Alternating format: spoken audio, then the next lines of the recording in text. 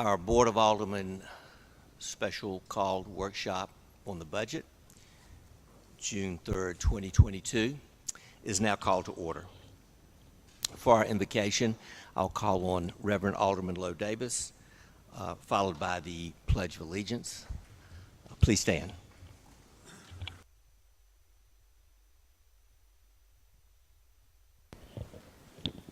Let us pray. Almighty, most merciful God, we praise you and thank you for the blessings you've bestowed upon Southport. And today we ask that you guide our thinking, our minds, our words, our hearts, to make good decisions for the city of Southport. Amen. Pledge allegiance to the flag.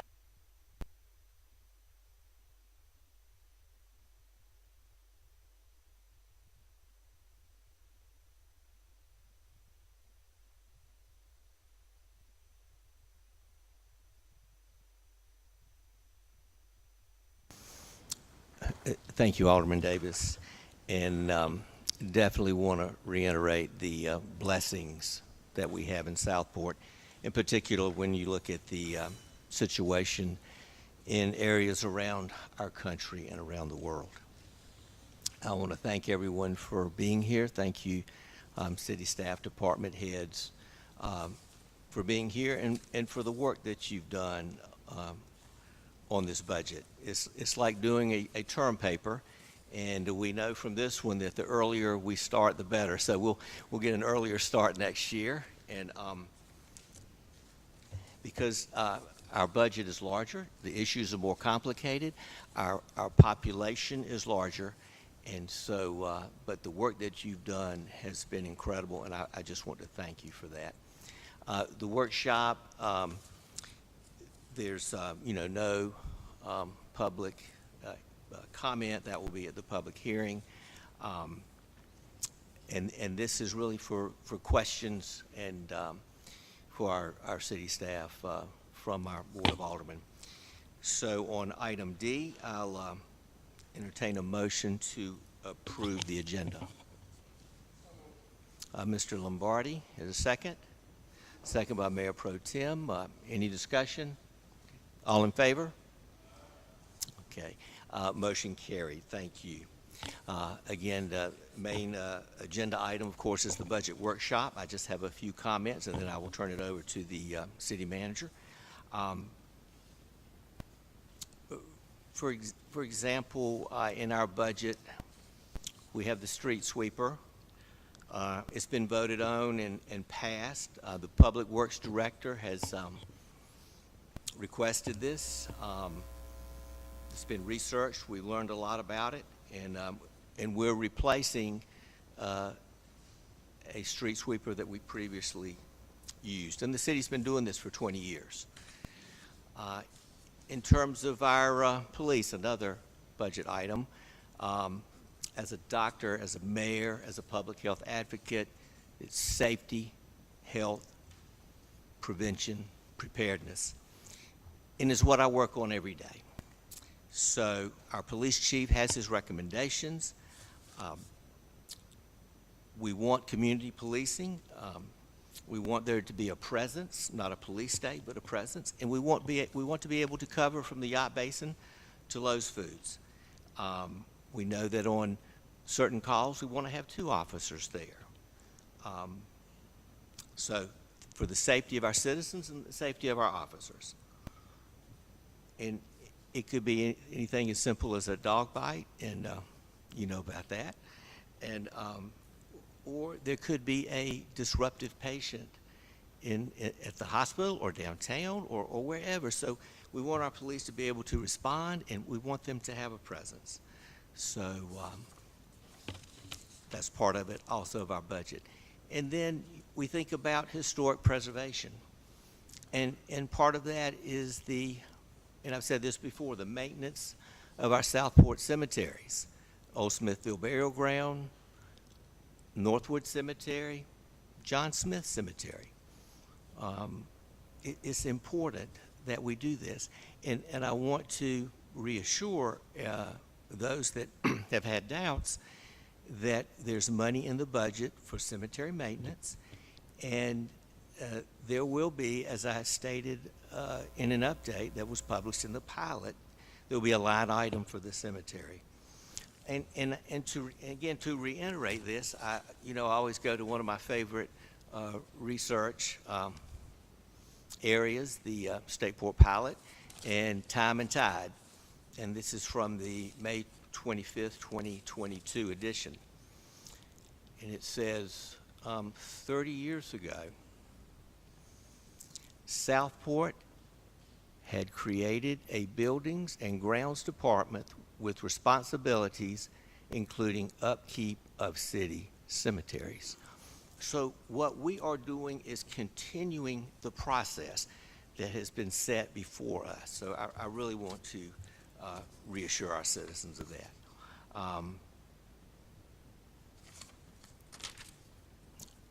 Why the 10-cent ad valorem tax increase? Of course, we're looking at other streams of revenue. In particular, how do we monetize tourism, whether it's an occupancy tax, meals tax, that type of thing. So we're looking at that. But why the 10-cent ad valorem tax increase? We want to provide quality services. Our citizens request and expect these services, and it helps to support our biggest industry, tourism. We want competitive salaries for our employees, 8% cost of living, 5% merit. We want to retain and recruit talented employees. Equipment, as they say, the right tool for the right job to be successful in providing services. Maintenance, sometimes it's overlooked.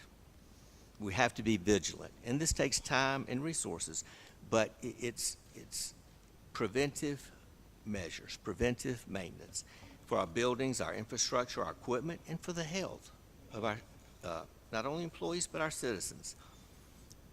Look what happened to the courthouse. Safety is number one, so we protect and promote. Those are the public health tenets.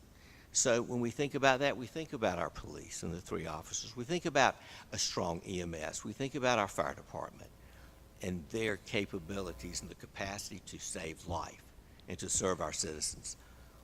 Education and training. Health insurance. Personnel, the right personnel to be successful. We have budgeted for engineer, planner, police, attorneys. So personnel is important. Infrastructure is very costly. And you add it all up, it's the quality of life. Quality of life for our city and our citizens. And when we raised this 10-cent ad valorem tax, it shows our legislators that we are willing to contribute to the funds that they have been able to garner for our city. So in other words, we are being collaborative. We are meeting them. We are in partnership with them. And then when you do that, they're more likely to continue to help fund your endeavors. So I look forward to the questions that our board has. Again, I thank the city department heads and the city staff for this budget. It is a grueling process, but it's one that we do joyfully because it is the roadmap in part for success for our city, a strategic plan in economic numbers and policy. So thank you for, again, for your hard work, and I will turn it over to City Manager, Mr. Hargrove. Thank you, Mr. Mayor, Board of Aldermen. This budget document represents the direction given to city staff during the last board retreat. I'm not going to go into it line by line, but I will give you some highlights of what we're doing here. The proposed net operating and capital budget for fiscal year 23 is $30.5 million. This includes a general fund total operating budget of $10.6 million. The general fund budget represents a 0.15% increase over fiscal years 22 spending. Proposed fiscal year 23 capital improvement programs total $793,000. The fiscal year 23 proposed budget includes a 10-cent property tax increase from the fiscal year 22 adopted tax rate of 0.2965 per $100 evaluation to 0.3965 per $100 evaluation. This will support increases in employee compensation and the addition of much-needed staff to promote organizational efficiency.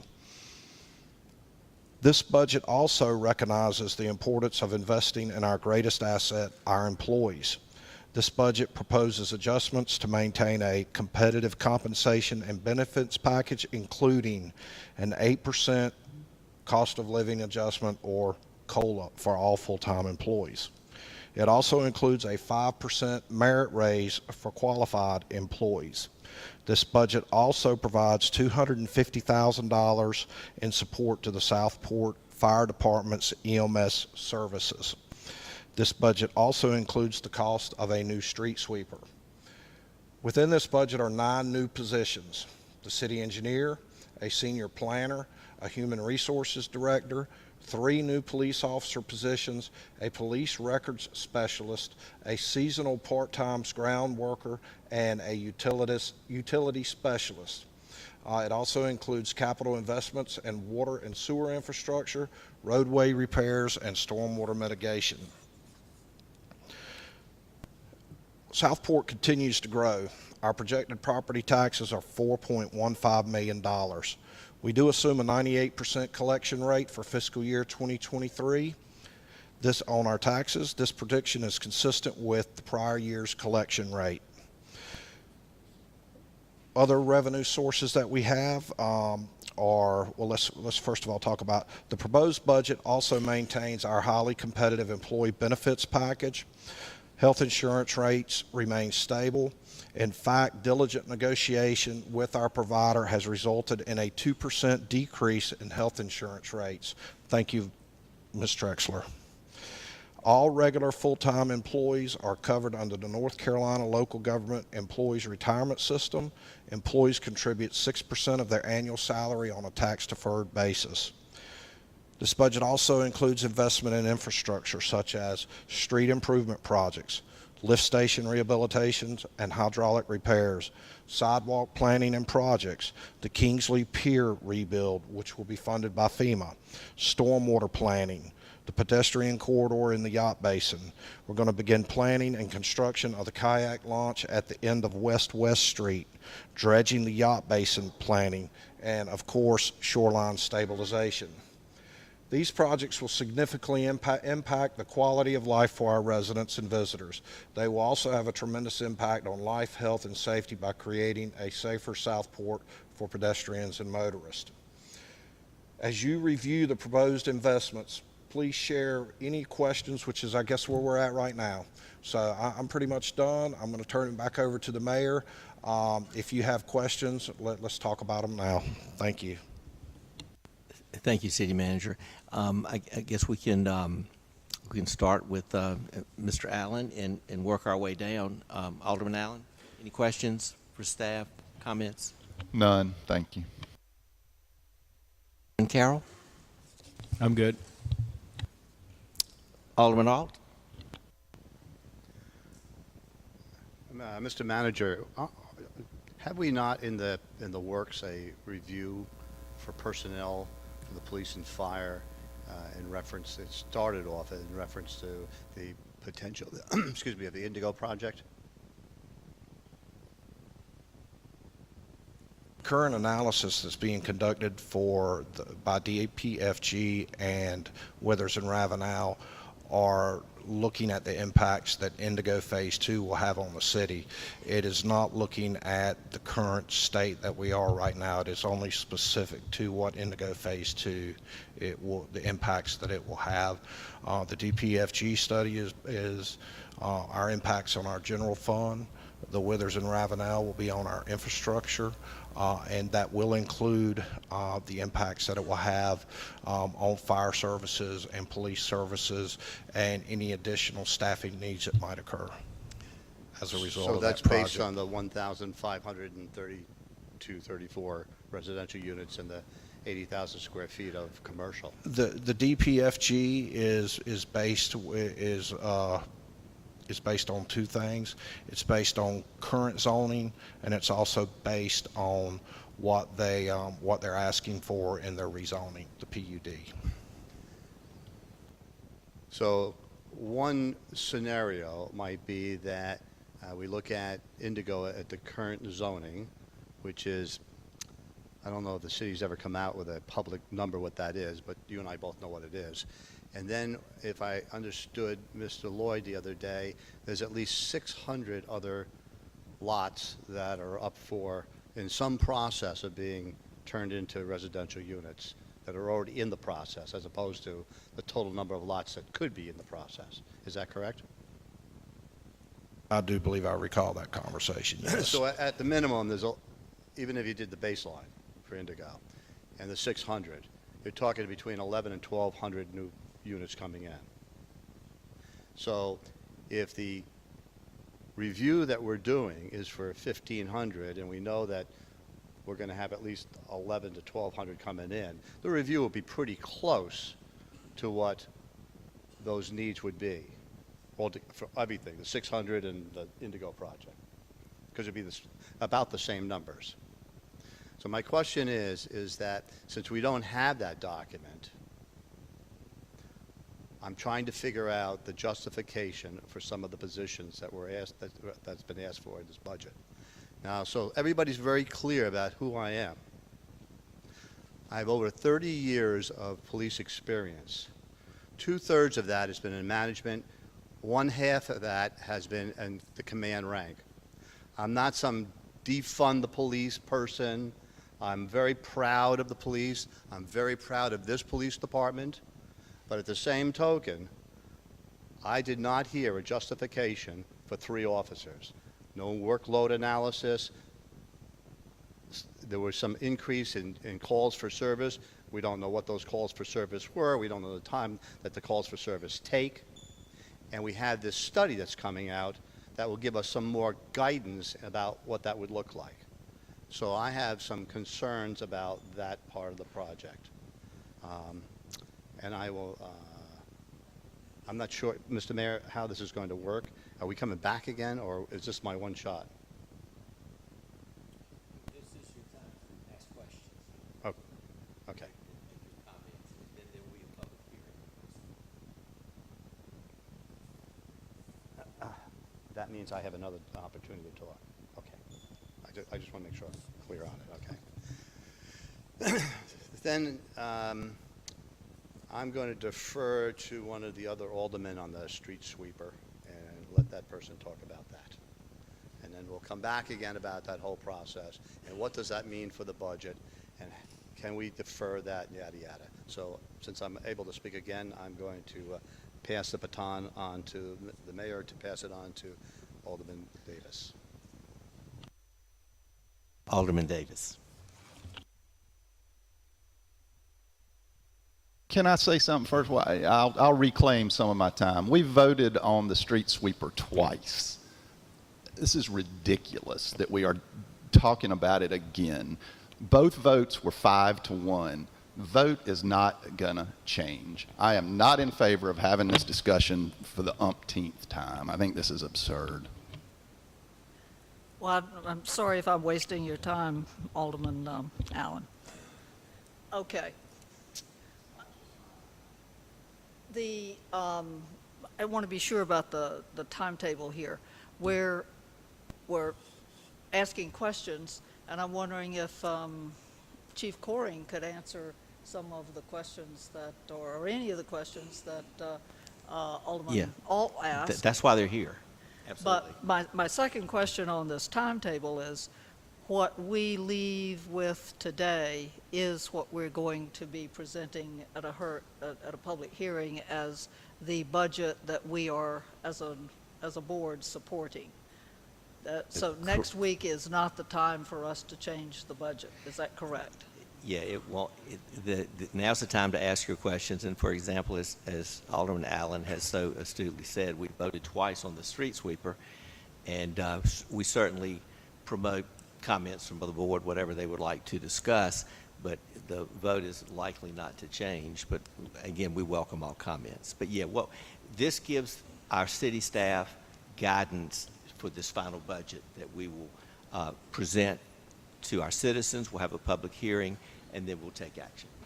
So could we have Chief Coring lay out for us the justifications for the additions and what they would be?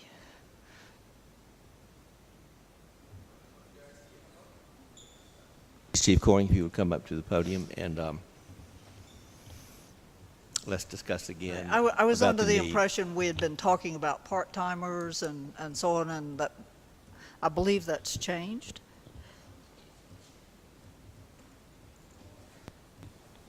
Good afternoon. No, part-time officers has not been part of the discussion. The request that I had brought to you early on was for 3 positions. I have a document that I had prepared to pass out, but I was told to hold it. But so I do have some information. When I came in 2018, of course, we had a lot to deal with. As you all know, most of you do by now. So a lot of the things that we had to deal with, there were 5 critical fails that were spelled out in the report back from the SBI and the FBI. So a lot of those things had to do with staffing, leadership, facilities, equipment, and the lack of supervision. So when I came in, I had a lot to deal with. We had several resignations, so my priority was to just take that one bite at a time and try to correct those things moving forward. So we've been doing that slowly but surely, and we've been very fortunate over the series of board members that we've had that have helped us with our equipment needs.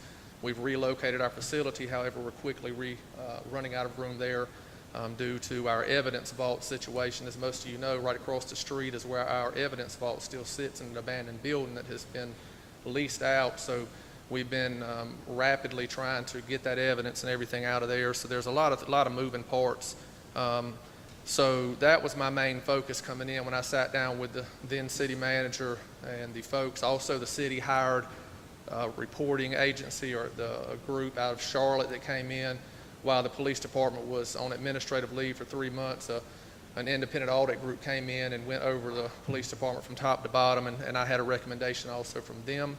So again, that's where a lot of those things came from. So my priority has been, again, to get those things up and running. So looking at that, we have seen a 70% increase or uptick in calls that I mentioned briefly last time. And I have a sheet, again, I can get this emailed out to all of you to look at. But so the 70% increase has been just increasingly on the rise. The time spent on calls over the averages that we're looking at is about 40 minutes per call, depending on the variation of calls.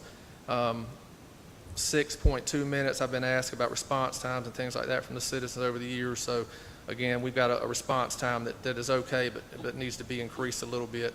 And then just looking at our monthly calls, again, they fluctuate. So we want to have 2 officers on every call, but that's not always a given, depending on the time the calls are coming in and how many people that we have on the road at the time to answer those calls. But I mean, the stats are here. I can get them out to you. I can answer questions, Mr. Ault, that you may have without just stumbling over all this. It sounds like you already have some questions that you want to ask or so. Okay. Yeah, I can email it to you. I'm sorry, thank you. I apologize. Yes, sir. If you don't need to recite what's on the sheet Right. of paper there, I can read that part when you give it to me, sir. But if there's other things that you'd like to convey to us, certainly go right ahead. Well, I mean, you being in it your 30 years, as you mentioned, you know, the increase in safety. There's a high demand here in Southport other than just call volume. We have a lot of requests for increased police presence at several things. I mentioned the increase in activities that are hosted here in town throughout, on top of 911 call response, that we're having to have presence of officers at. So we're having to have those officers come in and work overtime to meet those needs. So again, just working around with a smaller department. We're 13 altogether right now, so when we have folks that call out sick, you know, we don't have the opportunity to get someone to come in sometimes, so different ones of us step up to cover those shifts. So the increase in the 3 positions will allow us to have a cover shift on top of what we already have that will allow us to be able to fill those voids and also add a layer of additional response to looking at peak times and just the documents and the data that we have. It'll give us a shift that we can bring in to try to meet that. We've got a request for, you know, speed enforcement around town and different things, so we don't have the staff to dedicate to meet all those demands. We're constantly being asked to be heavily patrolling our waterfront area and having more officers out on foot and walking our downtown area and the business districts. Well, we all want to try to do that. We have to also manage the influx and calls and just be responsive to those things. And then just regular policing. There's a lot of initiated things, as you know, that we do that's away from 911 calls. So we can look at numbers all day long and, you know, certainly justify that, but I'm looking at the quality of what we want our police department to look like. We can be an average Joe and we can go by some of the national statistics. You know, I was in a leadership class about a month ago and there was 32 police chiefs in there, and one of the main things they highlighted and talked about was the increase in personnel. I know that's a big ask to ask for personnel, and I want to be respectful and of the ask that, you know, with respectful to the money that we have and spread that out accurately. But one of the things they cautioned was not to go on national models and things of that nature, so many officers per 1,000 or 10,000. I'm familiar with those I numbers. know that Are you grossly are. low. Yes. Yeah, they are grossly low. And so that's kind of outdated. So again, we've looked around at different things. So, but the request is for that, and those are some of the reasoning for that. Officer safety, of course, is always a concern. You know, we have calls that come in to where we're spread out, you know, so we want to make sure, again, additional officers will give us that blanket of. So I'm assuming the Southport Police Department has the same problems that almost every department in this country has, and that is being able, 1, to hire, and 2, to retain. Yes. As we work through this whole thing, do you have enough overtime in your budget for these events that we're not scrimping? If we need more people to work, are we supplying the police department with enough money? Because I don't know about your officers, but when I was an officer, if there was overtime, my hand was up. Sure. So it's not a question of them being penalized to come in. Right. They want to work the money for Sure. the money. But are we supplying you with enough money? Are we giving you the resources right now to do the job, given the manpower that you're given right now? Well, the issue is, one of the things we see is some officers, yes, their hand is up for overtime, but then we have some that their families and they want to be off. So we do struggle sometimes. I mean, we do have money in there. There is some increase that you see in our lines to cover that and to add additional. We have some part-time officers. We have 5 slots dedicated right now. We have 3 currently working. So we're trying to keep that to try to keep some of the stress and the strain off of the full-time officers. But, you know, we're trying to again, try to get some help in there to relieve that so they're not having to come in so much and work over, because we don't have a lot that want to jump right into the overtime. My previous department, again, like you said there, a lot of them, as soon as you put it out, they were knocking the door down to get it. But we don't. Smaller departments, you know, we have a different group or a different mentality of officers. Again, they like the small town atmosphere and stuff like that. But again, the younger officers and things that, you know, we don't have a lot of that sometimes. So that's some of the reasoning behind that, I guess. But so. Now, with your previous employer being the sheriff's office, Yes, sir. how many deputies are out there on midnight shift? The sheriff's office has a 15-person shift. So a night shift or any of their shifts, their patrol Every shift shifts, has the same number? they have 15 people on that shift. Yes, sir. Okay. For the 1,000 square miles of the county? Yeah, it's broken up. I think when I left, sir, I believe we had divided up. I think there's 8 districts throughout the county, as large as the county is. So they have those grouped up, deputies grouped up in those areas. So we certainly try to work with them. They work with us, and that's something that we're all struggling with. Is they don't always have 15. We talk with them routinely, and they have people out on vacation, so they're apt to not have the 15. So See, that for the people who have some knowledge of this topic, those are the types of things that I'm looking for, because you and I both know that, at least I'm pretty sure, please correct me, that the deputy that might come to Southport, his beat goes all the way to Bolivia. So he's 20 minutes away. he is. Yes, sir. We had a call the other night. We had an officer that was assaulted here in town, and We requested, of course, when we had an officer hurt, we had several come in. I think the closest cars, they come from everywhere, but that furthest point of that district, I think, is Sunset Harbor Road out towards Supply. And there's Boiling one state Springs trooper helps us. for this whole Yes, sir. county, is it not? Yes, sir. Okay, so that backup is far away. So Right. your closest backup is Oak Island and Bolivia, Yes. Boiling Springs. Well, we work hand in hand. We have Oak Island that touches one side of our district, of course, Boiling Springs the other. And when we need help, they do come and help us. But again, it's that time. It's a time lapse, yes. I mean, if I got one officer that's, like the other night, we had one officer that transported to the jail. I was covering the city. I was out. We had a domestic call. The officer was around me.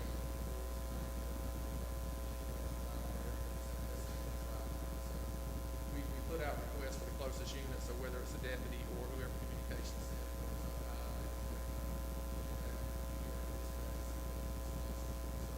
And we respond on, we can't wait because I'm by myself, for example. We're going to go to the call and just handle things until we get back up or cancel if we don't need it. So that, yes, there are times when you're going to go to domestic. Yes. And you're the only one around and no Right. one's coming to help you. That's right. Make it work. That's part of the job. Okay, I'm more than happy to read your stuff, and as we go through the meeting, I would hope the mayor, if I had a question, I could Sure. ask you a question off the piece of paper. Yes. Thank you, sir. Yes, sir.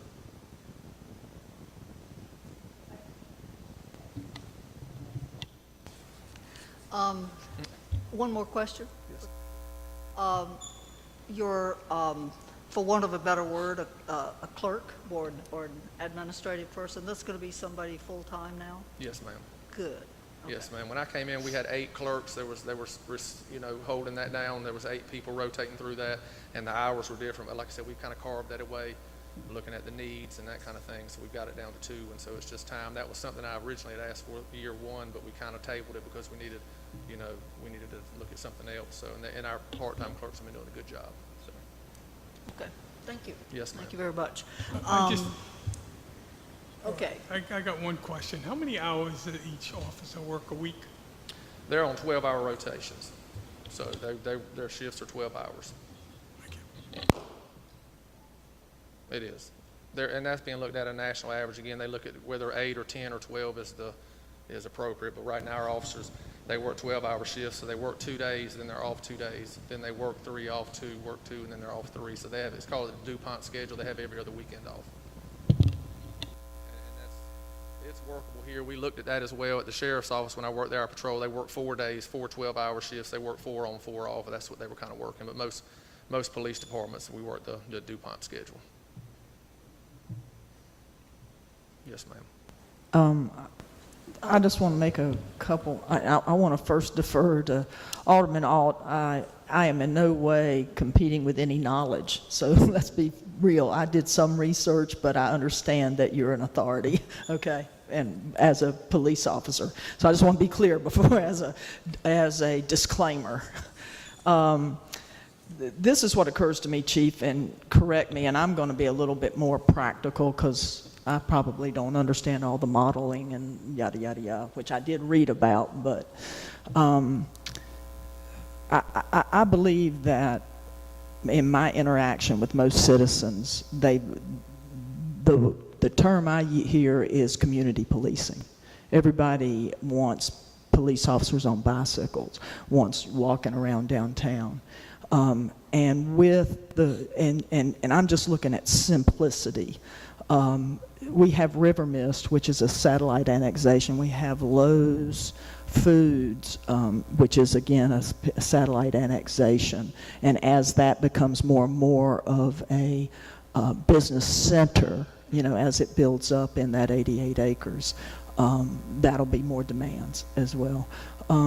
But it's sort of my understanding that as you're currently staffed, it would be really difficult to have a police officer on bike doing community policing, and then in River Mist they have a domestic dispute, and you don't have somebody available to back up the time of a bicycle person getting resuited up and all of that. So part of this concern is also the quality that you're able to deliver to the citizens. Yes. In the policing experience as well. Mm-hmm. And so are you comfortable that adding 3 officers gives you that ability with our current situation? I think so. Looking at what we have right now, I think the 3 will be a good blanket to help us as we progress. And certainly, as Mr. Alt was saying, we've heard Mr. Lloyd as well present several build-outs that are coming, and we certainly, you know, it's been a while back, the manager asked all departments for like a 10-year plan of what we saw, what we kind of expected.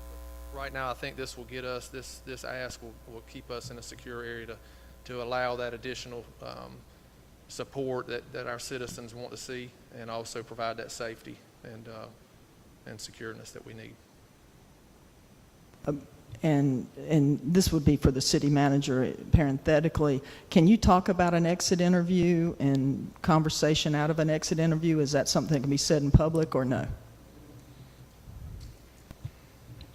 I think as long as I don't identify the individual, I've had several exit interviews with officers who have left the force, and the overriding theme, and I think I've mentioned this to all of y'all, has been officer safety.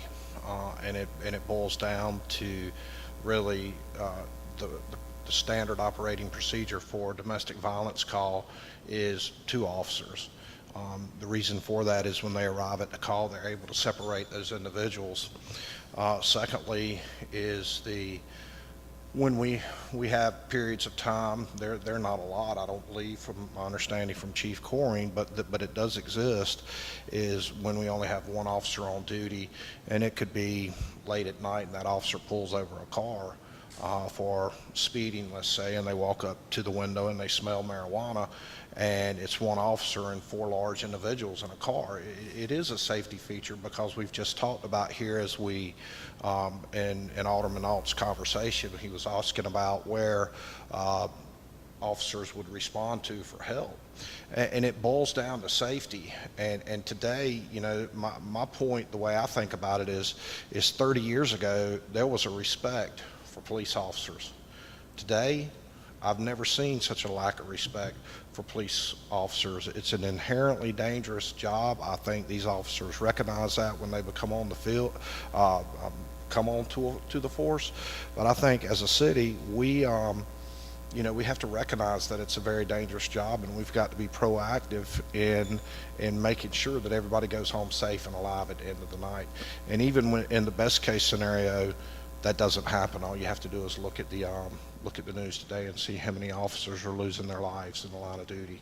So, but during these exit interviews, that was the overriding demand, was officer safety. And 2, I don't want the safety aspect just to be directed at the thought of a domestic call, because really any policing right now, we need to have that additional officer. I mean, Mr. Alt, you certainly know that. I mean, it's interactions today, like he mentioned, are so much different. I mean, a simple interaction, just walking and speaking with someone, can turn in a matter of minutes, and you need someone. It's not always being dispatched to something you know that's going to be dangerous.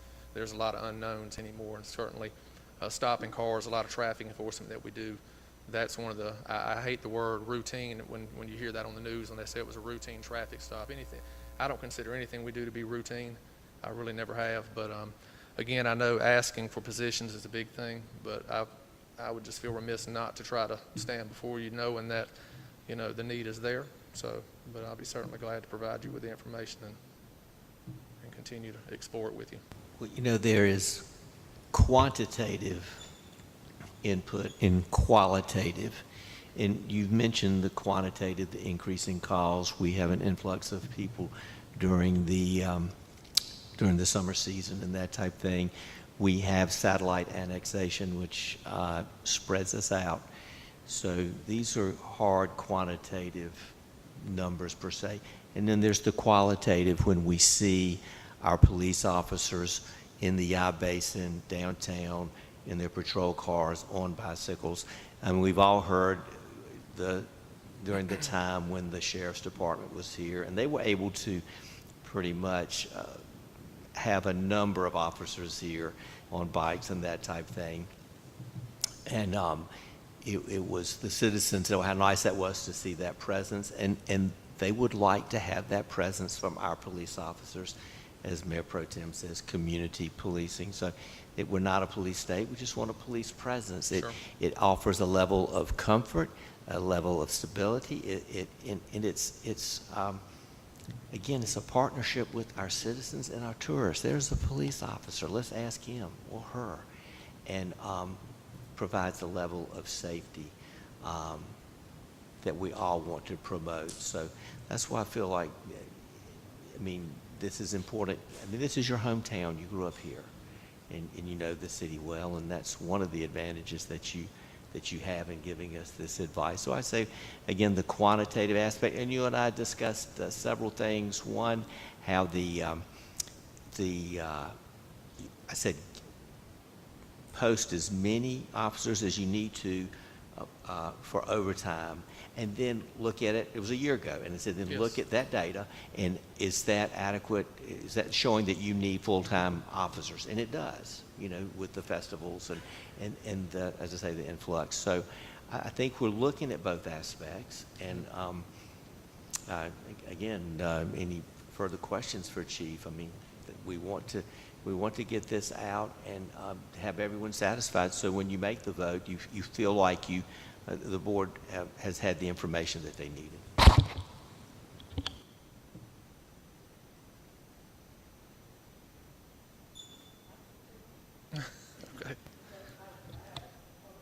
Talk about surprise, it is the street sweeper. I know that the issue of alternative fuel is, you know, a dead issue with you all. I'm not going to talk about that. I am going to say this. We're going to have to defend this budget next week. And is $275,000, that's more than $250,000, defensible to our citizens at the same time we're asking for a substantial tax increase? And as you know, I question the functionality and true effectiveness of this, since we use it once a week on just a few streets. That's my issue with this. If we had plenty of money, fine. I'd like to see us get the thing. But I just don't see that at this time, this is the best use of $275,000.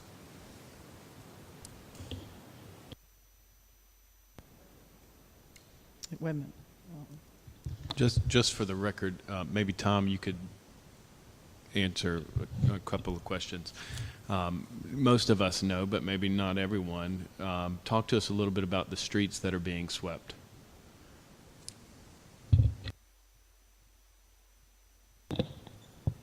Good afternoon.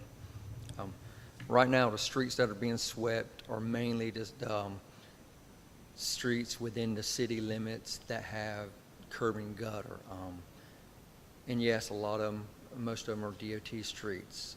House Street, Eastmore Street up to Rhett, a portion of, well, it used to be all the way to Fishy, Westmore Street. Atlantic gets some, Nash Street gets some. You know, that's just what's always been swept. And of course, with the addition of new asphalt to Bay Street, you know, Bay Street can be one of those streets as well. But this street sweeper, yes, that's all that's been swept in Southport. But the street sweeper, the one, not the new one, so to speak, but the replacement street sweeper for a 21-year-old street sweeper does have the capabilities to sweep every street in the city. Of course, then you have separate staffing issues but because the street sweeper, it's a regenerative air street sweeper, it's not mechanical. So what it does, it blows air on the street to break up the dust, dirt, and grime, and also vacuums it up. You can use that solely, or with the gutter brooms for gutters. So the streets we sweep are, yes, Howell, more streets, some Atlantic, Rhett, can do Bay, but it does have the capabilities to sweep every street in the city, as well as, you know, again, a staffing issue, all the developments and that have gutters now, curb gutters now. So I saw you and your guys out maybe last week. Was it last week y'all were out on the road? Really impressive. Everything looked great afterwards. But talk to us a little bit about how impractical that is. Well, Is that a fair question? you know I won't answer anything. No, that is perfectly fair. You know, I know there's people out there that love to see Public Works not riding around looking like DOT.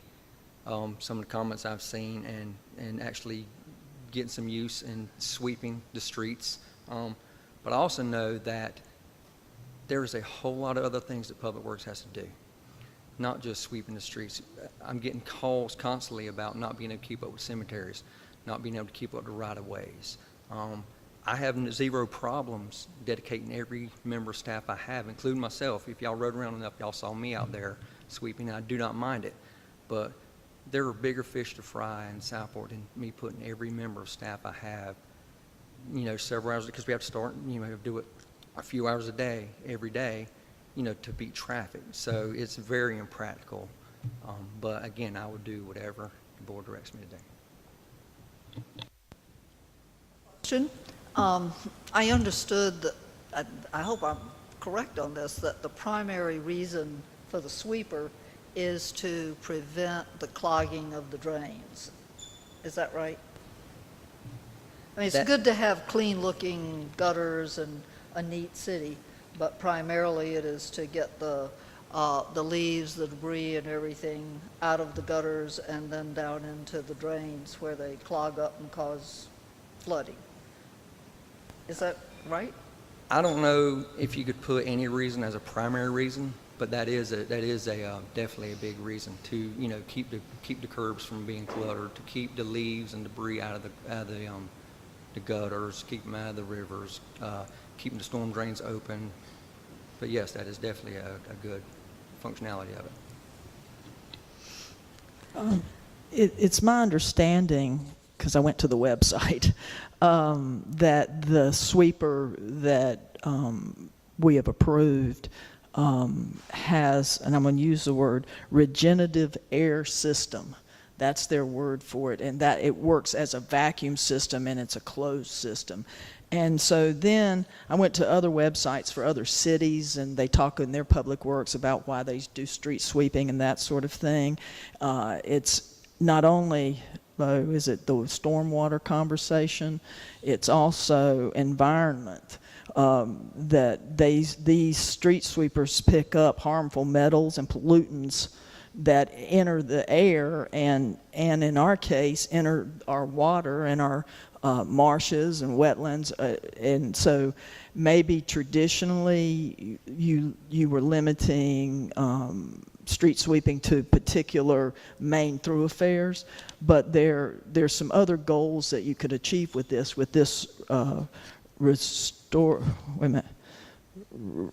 regenerative air system style sweeper.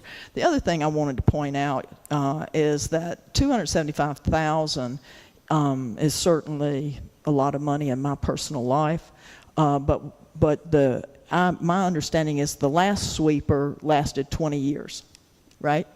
So if you take $275,000 and you break it down into 20 years, with including $1,500 a year for maintenance and tires and whatever, that's $15,000 a year for 20 years. I think that's a pretty good value. It is my understanding that even though this is the same street sweeper 20 years later, the technology is light years above and it involves stainless steel and things that weren't thought of back in the day. Yes, ma'am. They've certainly streamlined them quite a bit. Yes. Because the way, and it's also my understanding that dust control, pulling all that off of the streets, is also, it protects our wetlands, you know, et cetera, et cetera. It is water quality, air quality, and obviously aesthetically pleasing. Yes, it's more than just, you know, pretty face. Tom, maybe I just dozed off, but which is possible. The question that I have for you is, I don't recall you saying in the earlier presentations about the fact that this new street sweeper can sweep the entire city. Now, I understand the manpower allocations could stretch that, but in the earlier presentations, my recollection is how Moore, a little bit of Atlantic, one other street, a very small section of the town was all we were ever going to sweep with this machine. That's my recollection. So it seemed to me like $270,000 for that small section was a lot.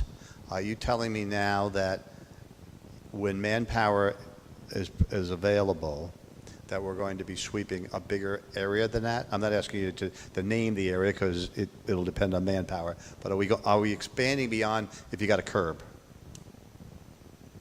Well, I did never mention that it could sweep otherwise. I went with historical data and what has always been swept, and what is typical, what's been being done, obviously, but I'm not saying there are plans, certainly there can be, again, with board's direction. I'm just saying there's capabilities of not just, for sweeping gutters and curbs. There's absolutely capabilities. What kind of time does this take? The route right now, well, granted, keep in mind that our old sweeper is ancient, it's fossil. It took a lot longer because it wasn't as effective because there's air holes everywhere. So that took 3.5 to 4 hours, to sweep just a small area that it swept. Now, I think you can typically sweep about 8 miles an hour. Don't quote me on that, but you can't, you always can't go very fast. So, with a newer sweeper, more efficient, not blowing all the dust out. You don't have to go, you know what I'm saying? You don't have to creep and really, go over yourself. I think the time could drop down probably 2.5 hours maybe. I don't know because I've never used a new machine. But right now, 3-4 hours a week is what's been being done. Have enough staff time to be able to expand into other areas with this? I mean, we got a lot of miles of road in this city. Logistically, I would think that the areas without curb would be easier, right? You could, yes, but it would be easier. You know what I'm saying?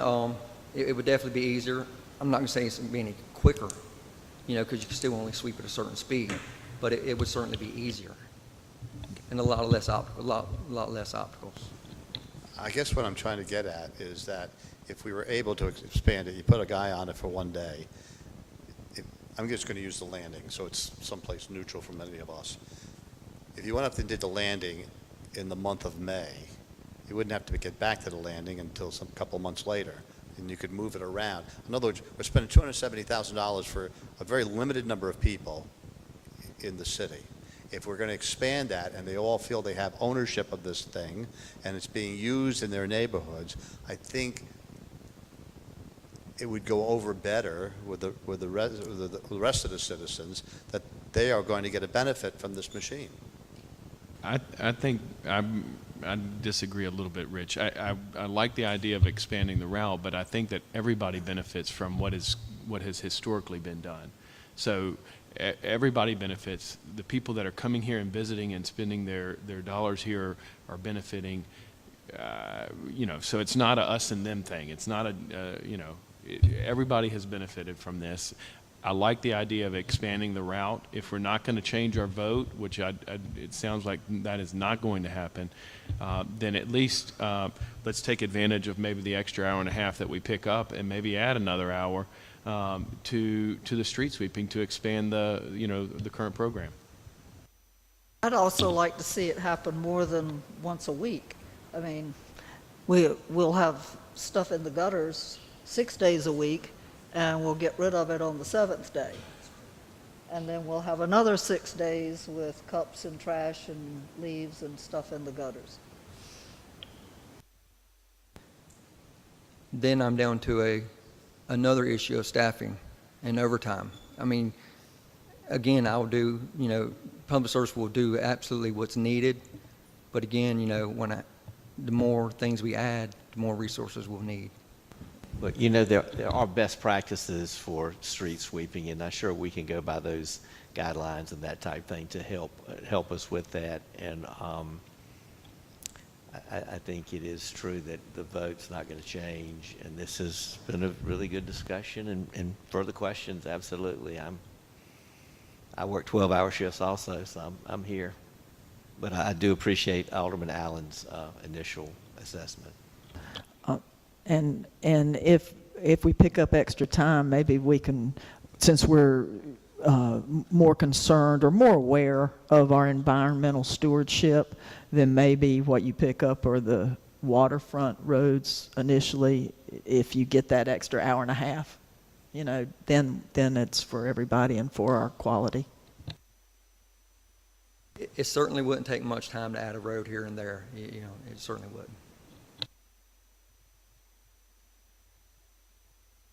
One last thing, people may not remember, but when we had a spill, when Capital Power spilled dust out of their thing, I don't know what you call that dust now, but anyway, our street sweeper went through the neighborhoods that were adjacent to clean those streets because of that. So it's also something that we need as a service force in times of crisis or special need.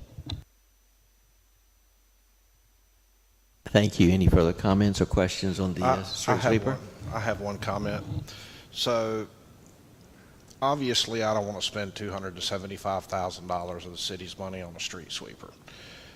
The only other alternative is to labor intensive. The point that I want to make here is, Tom, you can back me up on this. When we pulled up those old sewer lines on House Street, there were stormwater tiles that had to be removed to make way for the new line, had to be removed as we removed the old line. And I wish y'all had the opportunity to take a look at the amount of debris that was in those stormwater pipes. And I imagine we've been sweeping those streets for 20 years that this debris had been in these lines prior to that. It was tree limbs, it was leaves, it was sand, it was clay, and the majority of them I would have to make the assumption were almost 75% full. But the point that I'm trying to make here is that everyone sitting in this room understands what stormwater issues we have in this community. When it rains and we have a deluge of rain, 9 inches of rain in a short period of time, when we're operating at 25% capacity, that's a no-win situation. So regardless of which direction we go, and it sounds like the street sweeper is the way to go, regardless, we've got to keep this debris. For me, that's a primary concern. We've got to keep this debris out of these stormwater tiles in order to solve our stormwater issues. So it's a huge, whichever way we go, we've got to make a decision as far as what we're going to do. Number two, I was at a dog park, just as an FYI, this is for Alderman Rich. I was at a dog park to remain unnamed because it was not in our community, and I saw a street sweeper come by, and I noticed how good the street and the parking lot looked after it went through. And later on that night, early morning, about 2 a.m., I sat bolt upright in bed, and I said, there were no curb and gutters on this street. And that was the first time that I realized that with the right apparatus, we could clean streets that didn't have curb and gutter. So I was not aware of it either, Alderman Rich, or Alderman Alt. So, you know, so I think there's a whole dimension of this street sweeper that we can use that we haven't even considered. So there we go. That's all I had to say. Do buy this. Well, it's still in the budget. We have to allocate the money. Then I'd like to see it used more widely and more often. I think I'm not disputing that it will do a good job for us.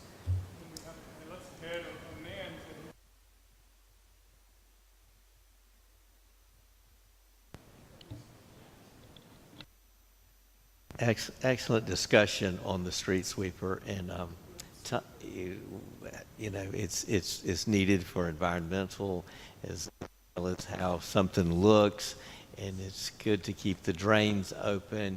Yes, it's costly, but we'll be using it a long time. The city has historically been sweeping the streets in some manner, using technology as opposed to everyone getting outside. And I mean, having our public works crew sweeping their time better, and if we have the technology to help with that, I think you've already wisely voted to do the purchase. So thank you, Tom, for your efforts. Thank you.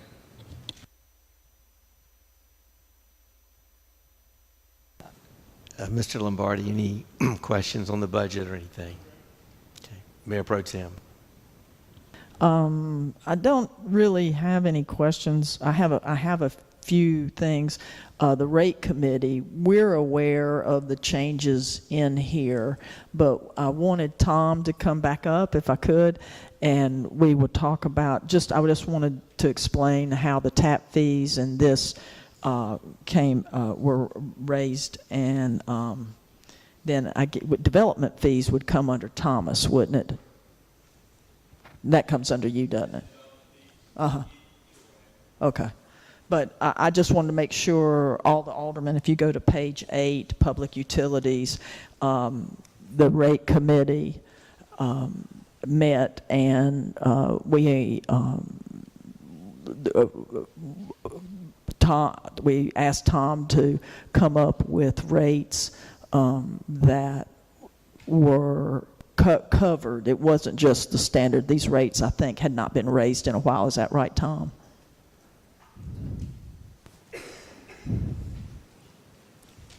Yeah. Now, these what we're referring to is not system development fees. We're referring to the taps and meter fees. Since I've been here for 8 years, you know, the water tap fees and sewer tap fees have remained the same. Water tap fees always been $500 for water tap, new water tap, and sewer tap fee has been $750. On the flip side to the sewer tap fees, anything that was over the city's head or, you know, above our capabilities, we'd always contract it out, which we still do. And, you know, it's been in the ordinance that the city would contract it out for the builder, developer, whoever to pay for it plus 10%.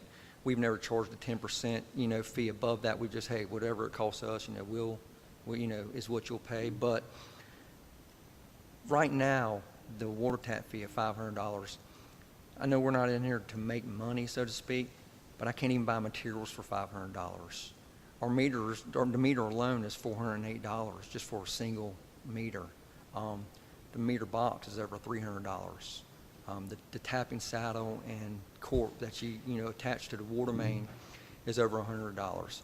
So we're really losing money, and that's not even including, you know, no labor, no equipment is included in these prices, you know. So, you know, I've researched various cities and also the county, their tap fees, and got with our supplier at what it costs us for single short side, meaning the water service on the same side as the house. Materials cost us like $954. You know, so we're losing quite a bit of money every time we make a tap. So I believe for a 3/4 inch meter, I'm asking for just to increase it, you know, to bring it up to $1,100, and it's pretty much in line, you know, with Brunswick County, Oak Island, H2Go. I looked at H2Go. H2Go doesn't even do their own water and sewer taps. They have everything contracted out. You know, and that's for a regular standard 3/4 inch meter. And if the customer wants an actual 1 inch meter, you know, just an extra $100 to cover the cost of the box. Because actually the meter is smaller because it doesn't have the remote disconnect, or the meter's cheaper. So for a 1 inch, a 3/4 inch meter, which is a 1 inch tap, increase that to $1,100, and a 1 inch, you know, meter to, you know, $1,200. I think that's getting us our material money back, and a little bit, you know, admin costs, you know, getting everything together and working it out. And for short side sewer service, you know, increase those costs to $1,500. You know, the materials aren't as expensive as for water service, but it's more labor. It's a lot more dangerous. You know, there's typically a greater depth. And as far as Anybody who's ridden up Castle Avenue or Lord Street between 8th and 9th Street, or Castle Avenue between 11th and 12th Street, the road cuts for alongside sewer services, I mean, they're bad. And no matter how good the city tries to compact the service, when we're cutting asphalt, it doesn't do a good job. It will settle, unless you come back and overlay it, and Tom Labarde could elaborate on that. But my proposal is, let's stop cutting the roads. Let me contract out every single alongside sewer service. And what that means is contractor come in and can directional bore it. That way there's no more asphalt cuts. There's no more reverse speed bumps. And that cost will be cost plus. And it saves the streets. It saves, the city time to continuously repair the seats and the streets. And also something we've never done, back to any new subdivision when they come in, they're installing the water and sewer taps already. So there isn't a tap fee because the contractor's paying for it, even though they have system development fees. But what we haven't done, and it dawned on me when I'm researching this, we give these customers, for lack of better terms, a free $500 meter. We don't even charge them to put a meter in because it's there already. So on these new subdivisions that have the water services already in place, my proposal is to charge them for the installation of the meter, the $500 installation for a meter. And those were the fee changes here. And also, something the city doesn't do, or we've tried, it just hasn't worked, is they're dirty words, but tampering fees. There's actually a general statute that it's illegal for a customer to tamper with the meter. I'm not saying, hey, if you have a water break in your house, you don't have a customer side shut off, which you should. I'm not saying don't go out there and cut your water off to protect your house. Absolutely. I'm saying that for some reason, if their water is cut off for delinquent payment or whatever, and you decide to go out there and you turn that water on, let's charge you. I think initially the city tried at the $500 fee initially, which is kind of ridiculous. That's a pretty big jump, and so it would always get knocked down. So I'm going with some other, municipalities. Let's give them a fence. It's the first time you do it, $100 a fence. Second time, $300 a fence. I think the third time, I'm sorry, I wasn't prepared for this conversation. But, let's actually hold them accountable for, their tampering with the meters. That's all I'm asking for. Let's just try and regain some of the money that we're losing for these materials and the guys' time and effort spent installing these services. Tom, Yes, during yes. this discussion that we had when we were looking at these fees, there was a discussion that the city does not own the capability of boring under the street, correct? Right. So we were having a discussion about the legal aspect of having a contract with someone to do that we wouldn't have to come back every single time and do an RFP every week to do that. Have we moved forward with that conversation to figure out if we initiate this on July 1st and somebody wants to have the water line go underneath the street, how is that going to mechanically happen if we don't have a process to get them there?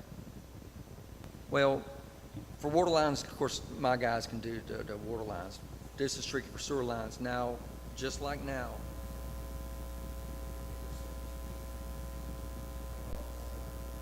I think you've run your battery out or something.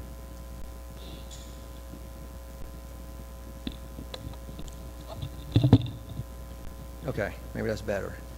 So right now, for services that are outside of the city's capabilities, we have a contractor come and do it. We get a quote, we have a contractor come and do it. But we'd have to do that every time, would we not? We would, and we do, but I did, after our conversation at the rate committee meeting, I did call a few of our local contractors, which we do use, and I asked them, in lieu of me calling you every single time, would you be interested, if we can approve this, would you be interested in giving us if we send out an RFP for, okay, you give me a rate to come in and do services. That way we don't have to bid it out every single time, It's like an on-call service, sort of like our engineering services, on-call service. This is the address, you've given us the fees, have X number of days or X number of time to come out and do it. Yes, sir.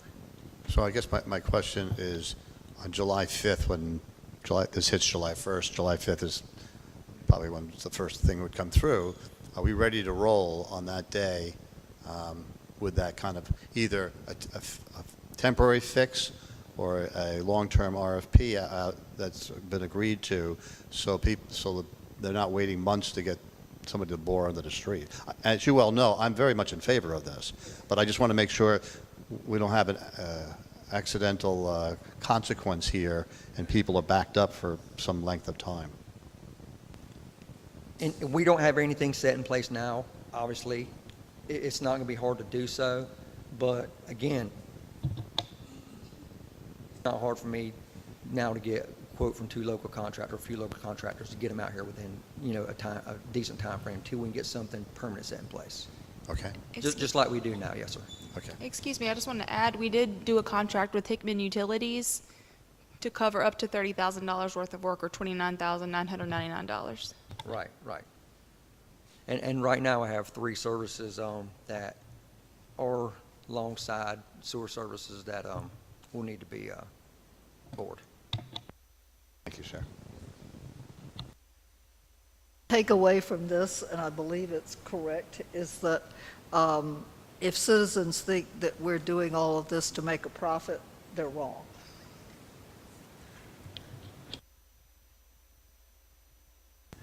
Correct. We're doing this to, so that the average taxpayer isn't paying for new development.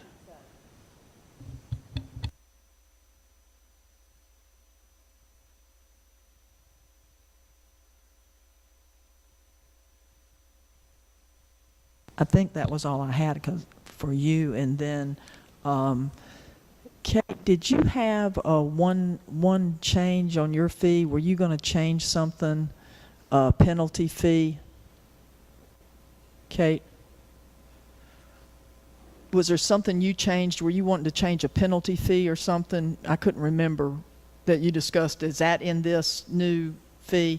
If you could come up and just explain it, just so I really want this so all the other board members know what we know from the committee, really. Yes, I requested that the penalties across the board be $100. They were listed separately. A through G was $50, others were $75. It was just across the board $100. And then raised the dangerous dog permit to $500. Okay. Does anybody have any questions about that? It's pretty straightforward. Guess not.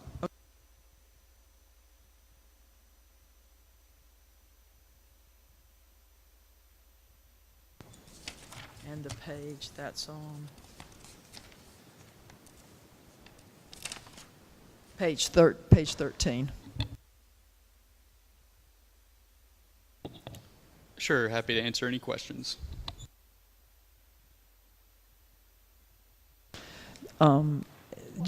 Just parenthetically, there was a study done, maybe 3 years ago? And Yes, as a result of a court case back in 2017, the state government passed some legislation that required all municipalities to come up with a cost-justified system development fee study, and ours was completed in May of 2018.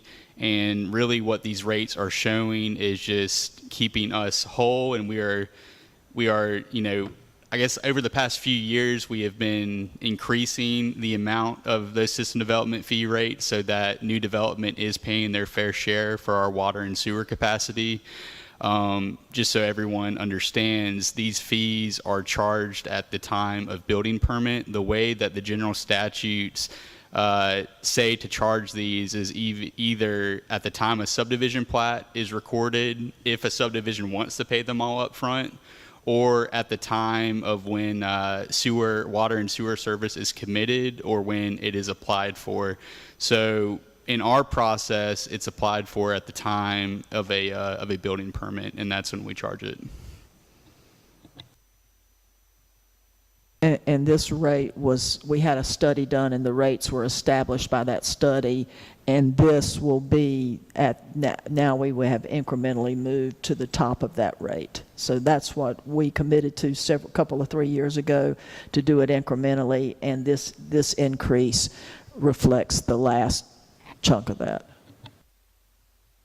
Yes, and Melanie and I have kind of had some conversations that, it'd probably be a good idea to update the study, just because, the sewer plant is obviously more expensive than it was when this study was originally done. So it'd probably be in everyone's best interest to have an engineer, revise that for us.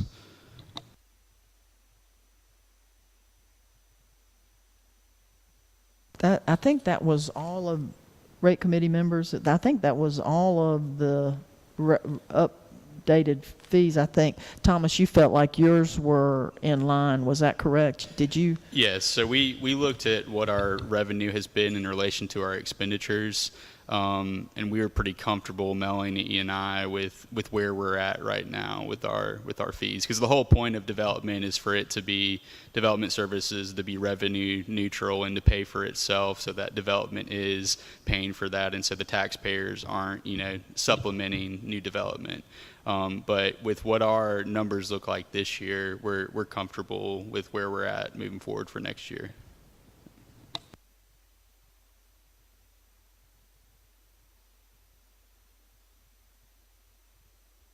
Okay, good discussion. Any other questions for Thomas Lloyd? One, tree removal permit fees for the unimproved lot and an improved lot. Do we have the leeway to increase those? So you're saying for vacant lots?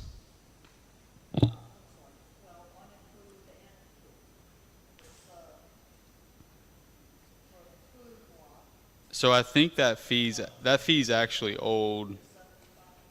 Yeah, that fee's actually old. The way we do tree removals now is just through a zoning permit, and that's $100. We do not charge people on an improved lot. That was actually passed by the board, I think, last year or the year before that, because we want to incentivize people to, to get the tree permit, and we don't want, funding to be an issue for someone not coming in to get a tree permit. So we don't charge people for tree permits on improved lots, only on vacant lots for new construction, and they pay for that through their zoning permit.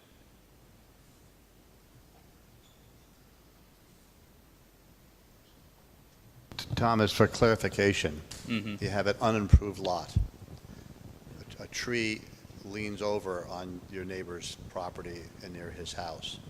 Does the guy owning the unimproved lot have to pay $100 to take that tree down?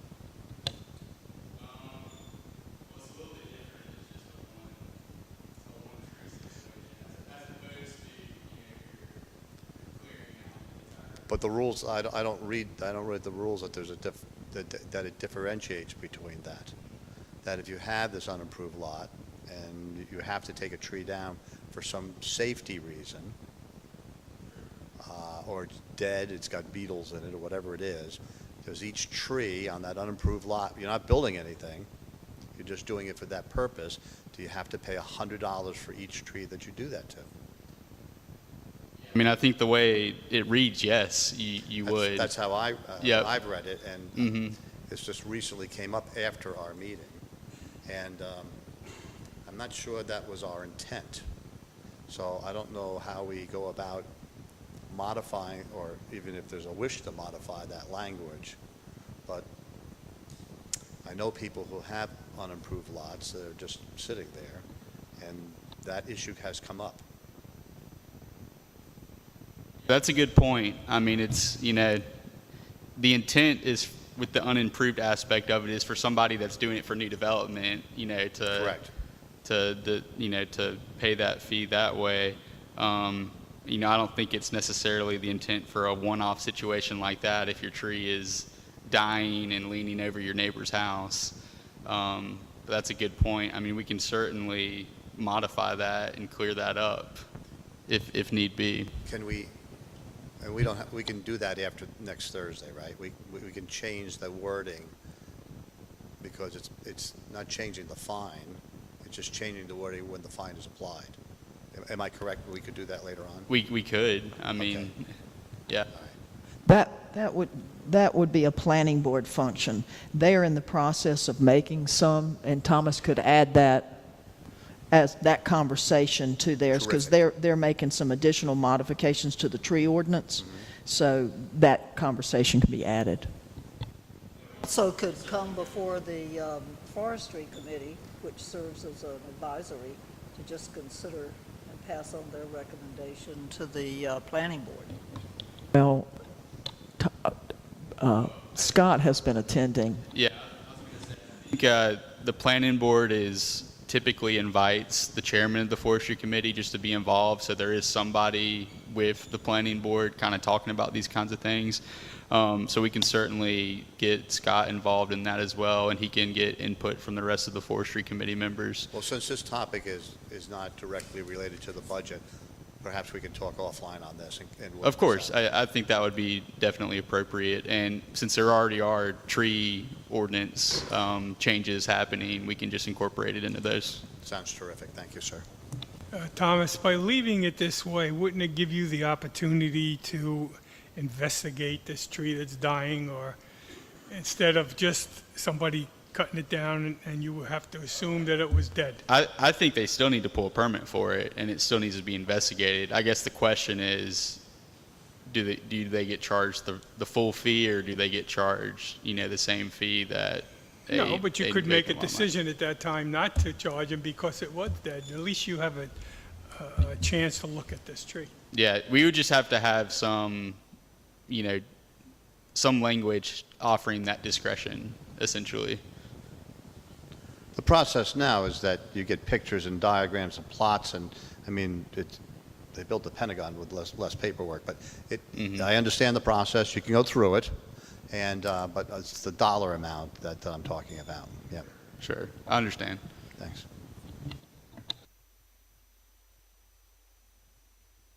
Okay, board, any other questions? That was it, wasn't it, Thomas, as far as changes for you? Heather, did you have some changes for your fees? You want to just step through it so everybody knows what you're doing?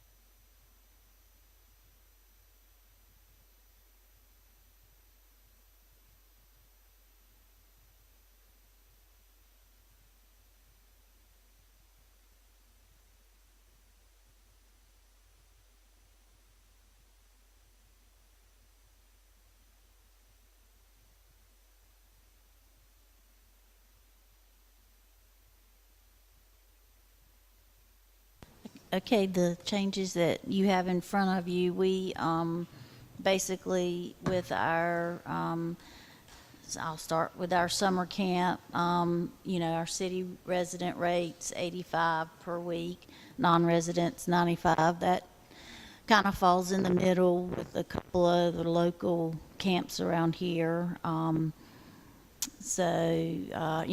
lots of that's based on our activities that we do in the camp. Before and after school, same thing. We have a city resident rate and a non-resident rate. We went up, just a little bit because gas is gone up a lot. Youth basketball, the same thing. There's a $10 difference between residents and non-residents. As the cost of the uniforms and the referees go up, we make that adjustment. So we added 10 to each rate. Same thing with aerobics. We increased it because of the cost of the instructor coming in and gas and everything. Seniors, we only charge the cost of what the activity is. And then like for their monthly luncheons, they bring side dishes. We provide usually the meat and the drinks. JC building, we went, it used to be $125 for resident rate and $150 for non-resident. So we've really increased those rates, and one of the reasons is because we have made improvements on the inside of that building, and beautification committee is working on the outside. And so the city resident rate, we just went up $25, so that's $150.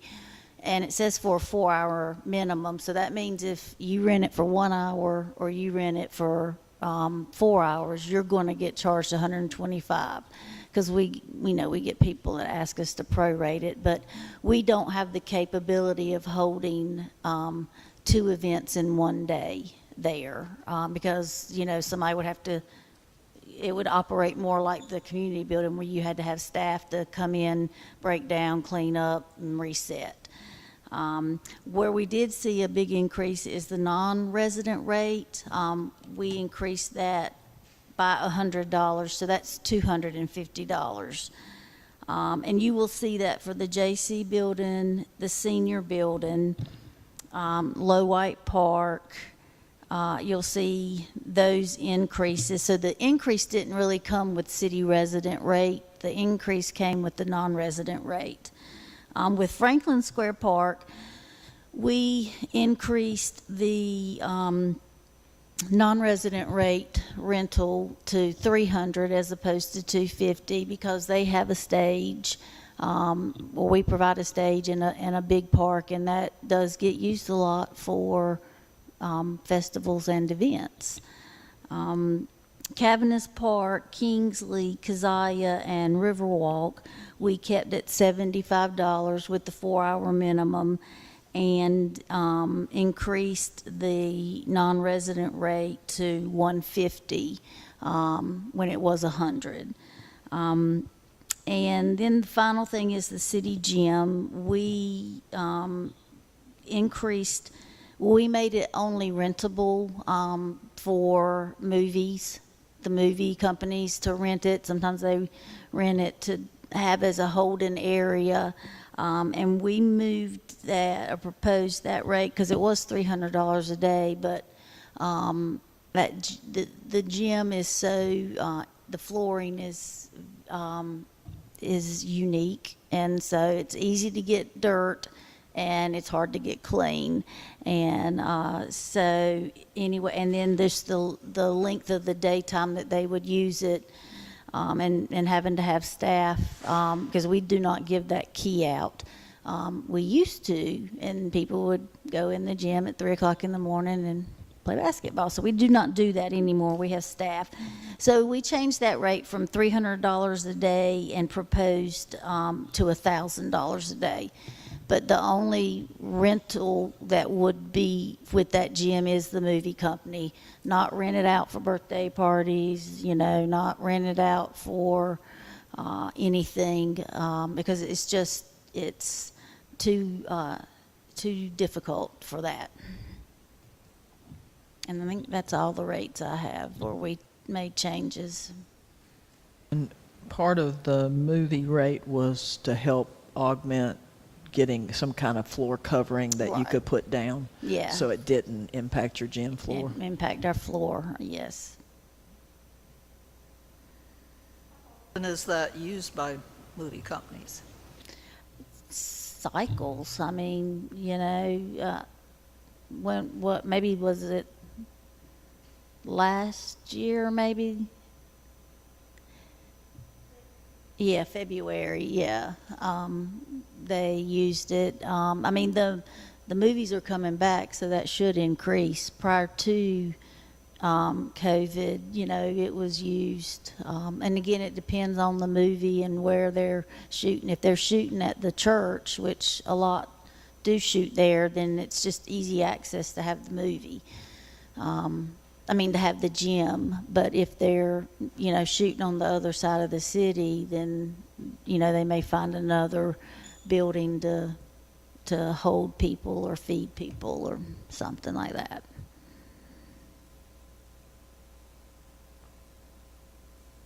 That's it. Anyone else for Ms. Hemphill? Okay, great. Thank you. Thank you. So, any further questions before we go to board comments?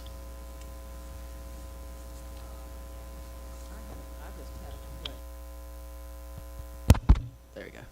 Yeah, I had a question just on, this was for the city manager, and I forgot to ask you this. I know you started a new system for merit raises this past year.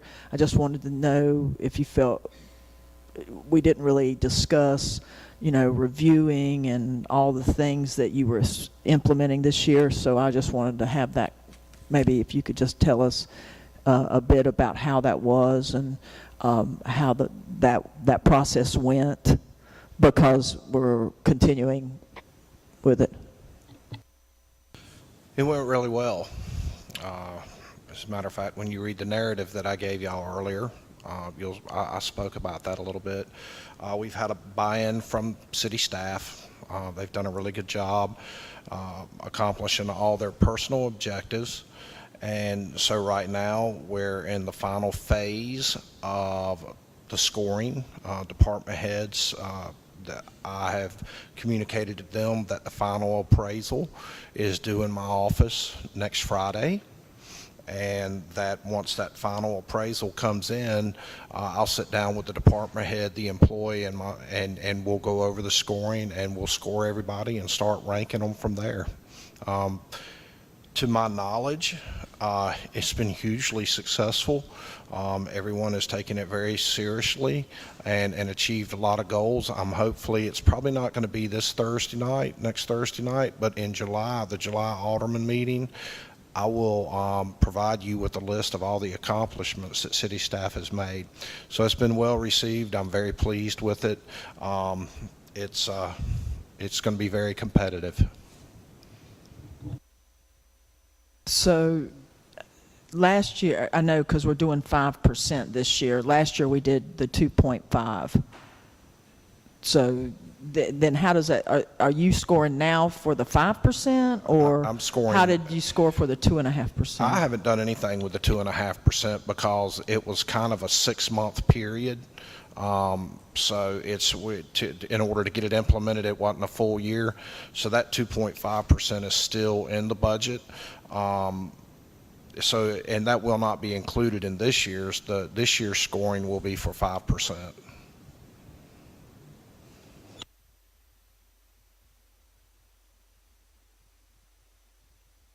Would we roll that money over?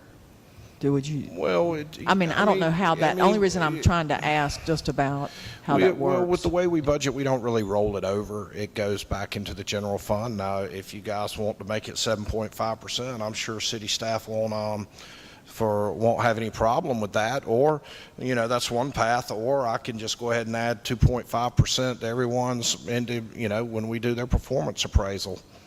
It's up to you. Curious how all that worked. We budgeted already for that 2.5%, so that's why I was just wondering how. Yeah, it'll go back into our general fund.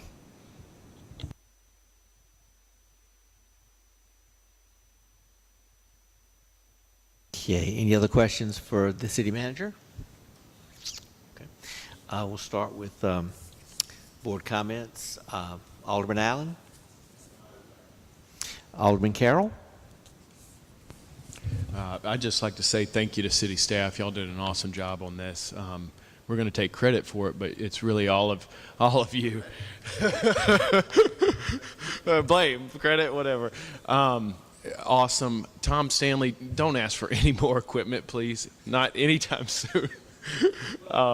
Yeah, but this was a fun first experience, and I learned a lot through the process. I appreciate everyone who helped me, gave me clarification on items, and I believe in our city manager. I believe in all of our department heads, so we have to rely on you guys to make these recommendations, and we have to trust that you know what you're doing. So thank you, and that's all. Thank you, Alderman Carroll. Alderman Alt? Yeah, I want to thank the city staff as well. I would humbly request that next year, we push this back, the starting time a little bit, a month or so, or two, so that we can have our normal spirited debate about what's going on and we're not rushed at the end. So if we could figure out how to do that, I would appreciate it. I'd like to comment on that. So Melanie and I have already discussed that, and we're going to push it up to October. We're going to start budgeting in October. I'm serious. So just so that I mean, I know you think that I'm kidding about this, but Leland started theirs in October, and they passed their budget 2 months ago, ready for July 31st. And all of it, I think I've made this point to several of the aldermen. I just felt rushed this year. This year's budget, combined with the ARP reporting, the ARPA reporting, all the grants that we've had to write, it just feels like the schedule's been compressed. And personally, I don't think Melanie and I or any of the city staff is comfortable with a shortened timeline like that. So I get what you're saying, and it won't be October, but it'll probably be November or December when we start. No, that's exactly what I'm looking for, because when we put it in the shorter time frame like this, any event that's beyond our control that pops up, your attention is going to have to go to that, and the budget could slip a little bit. So if we have more lead time, terrific. Thank you. Madam Alderman Lowe Davis? I also thank the city staff. I really appreciate getting this in this format, easy to follow. Are we going to hand this out to anybody, any of the public next week for the hearing? Okay, I know that, but I mean, in a booklet form that's easy for them to sit in their seats and look at? I know. Touche. Thank you. Thank you, Tom Stanley, for further enlightening us about the sweeper. Alderman Lombardi. Yes, thank you to all, and I'm so happy that we're going to stop kicking that can down the road. Thank you. Mayor Pro Tem. Just simply thank staff for all their patience and all their hard work with this, and we're a work in progress. Thank you. Been a very good workshop. This is what it's about, asking questions, and we just appreciate all the department heads being here. Thank you for the hard work, city staff, city manager, board, thank you. And we look forward to the meeting on Thursday night. So I'll entertain a motion to adjourn. Mr. Lombardi and Mayor Pro Tem, all in favor? Meeting adjourned. Thank you.